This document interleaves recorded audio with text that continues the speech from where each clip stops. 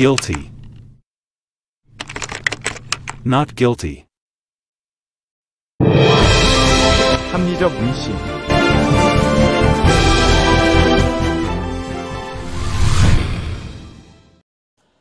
안녕하세요.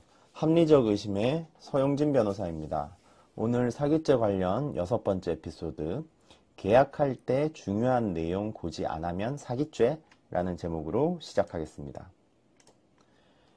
오늘 사안은 부동산 매매계약 체결 시에 매도인이 매수인에게 중요한 사항을 고지하지 않아, 그 내용은 임대차 계약이 승계되지 않는다, 즉 임차인이 계약 승계를 하지 않는다라는 내용을 고지하지 않아서 사기죄로 고소당한 사안인데요.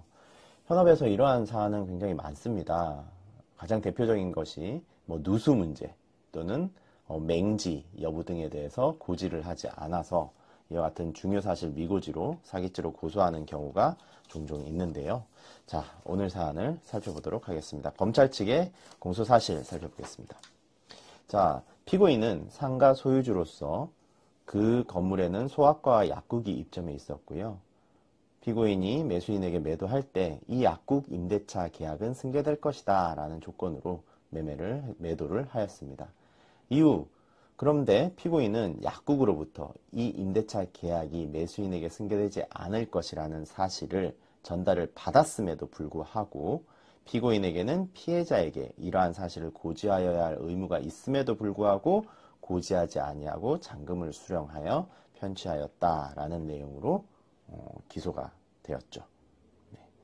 자, 이것이 과연 형사사건일까요? 구체적으로 기소 내용에 대해서 좀 의문이 들죠. 자, 이에 대해서 피고인은 이와 같이 항변을 합니다. 임대차 계약 승계는 매매계약의 부수적인 사항이므로 피고인에게 고지 의무가 없다. 기본적으로는 고지 의무 자체가 없고, 나 역시도 피고인은 임대인 지위가 임차인 의사와 무관하게 매매계약에 의하여 임대차 계약은 포괄적으로 매도인의 임대인의 지위가 매수인에게 포괄적으로 승계되기 때문에 나는 당연히 그런 줄 알았다라는 거죠. 그리고 마지막으로 임대차 계약이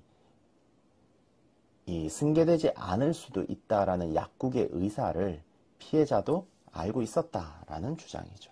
자, 이에 대해서 법원은 어떻게 판단했을까요? 피고인 무죄 판단을 했습니다. 피해자는 임대차 계약이 승계하지 않을 수도 있다는 사정을 충분히 예상하고 있었거나 또는 착오에 빠져서 계약을 체결했다고 보기 어렵다라는 거고요. 그리고 피고인으로서는 임대차 계약이 피해자에게 승계될 것이라고 믿고 계약 이행에 나갔다라는 거고, 그 구체적인 근거는 다음과 같습니다.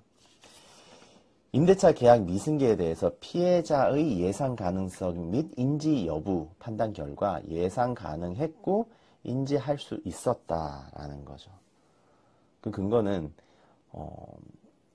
임차인이 약국에서 여기에 입점되어 있던 소아과 병원이 이전되는 것을 알고 있어서 매수인에게 월세를 좀 감액할 수 있는지 공인중개사를 통하여 물어봐 달라고 부탁을 했고, 그 공인중개사는 실제로 피해자에게 월세 감액 여부에 대해서 물어보았는데 피해자는 거절을 했다라는 거죠. 이것이 결정적인 증거가 됐는데요. 그렇다면 통상 약국이 병원과 같은 건물에서 영업하고 병원의 처방전에 따른 약의 제조와 판매가 약국 매출의 상당 부분을 차지하는 게 일반적이죠. 그리고 월차임을 감액해달라고 하는 이 요청은 임대차 계약에서 상당히 중요한 계약 내용 변경에 해당한다라는 거고, 중개사가 그리고 피해자 측에게 이게 만약에 감액 여부와 함께 이걸 이유로 계약 해지할 거냐라는 의사 여부까지 확인을 했다라는 거죠. 거기에 대해서 매수인은 거절을 했고, 그러면 당시 이 매수인 피해자 측에서는 이 사건 임대차 계약의 승계가 이루어지지 않을 수도 있다고 생각했을 여지가 상당히 크다라고 판단했습니다. 두 번째 근거로는 피고인의 의사로 봤을 때 피고인이 보증금을 감액하고 남은 잔액을 잔금으로 수령하고 바로 소유권 이전 등기를 해줬다라는 사실이죠. 네. 만약에 피고인이 임차인 승계되지 않을 것을 알고 있었다면 그 임대차 보증금은 피고인이 임차인에게 그 약국에게 반환하여야 하고, 그렇다면 이 보증금을 공제한 잔액을 잔금으로 수령하지 않았을 것이라는 거죠. 매수인으로부터. 네. 즉 이렇게 보증금을 감액하고 소유권 이전 승계를 완료해줬다라는 사실은 이 점으로 봤을 때 임대인, 피고인 또 임대차 계약 승계를 당연하게 인식하고 있었다라는 거죠. 이거는 너무나도 당연한 주장인데 이와 같은 내용을 빠뜨리는 경우도 있다라는 거죠. 이런 내용들은 너무 당연해서, 그죠? 이거를 근거로 우리는 이 피고인의 기망의 고의는 없었다라는 것을 꼭 주장할 수 있어야 되겠다라는 거죠. 네, 이렇게 해서 이와 같은 내용을 봤을 때 법원에서도 무죄 판결을 내린 거고요. 자, 중요한 사안입니다. 이게 과연 형사사건이 일까요? 제가 봤을 때는 이건 형사사건으로 수사는 진행될 수 있죠. 수사기관에서 고소가 이루어지면 수사기관에서는 성실히 수사를 진행을 합니다. 다만 이게 기소가 되었다는 점이 조금 의문이긴 하죠. 그래서 이 수사가 진행되는 사건 중에서 절대로 가벼운 사건은 없다라는 겁니다. 형사사건에서는 피고인은 절대로 사건을 가볍게 생각하지 마시고요. 주의하고 또 주의해야 됩니다. 제가 안타까운 이 사건들을 진행하면서 굉장히 안타까운 경우가 그런 말 들을 때예요. 변호사들이 별거 아닌 사건을 굉장히 어렵고 또는 심각하고 중대한 사건인 것처럼 이 사건을 키운다라고 생각을 할 수도 있겠지만 절대 그렇지 않습니다. 일반적으로 이 형사사건이 이와 같이 형사사건 대상이 아닐 것 같은 것들도 고소가 이루어지고 수사가 이루어지고 공판이 이루어지고 유죄받는 경우가 있어요.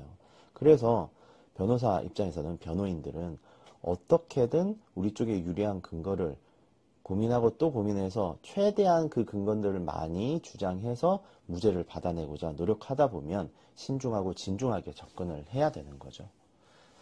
네, 오늘 사안, 6번째 사안 이걸로 마치고 여러분에게 도움이 되셨으면 좋겠습니다. 서용진 변호사였습니다. 감사합니다.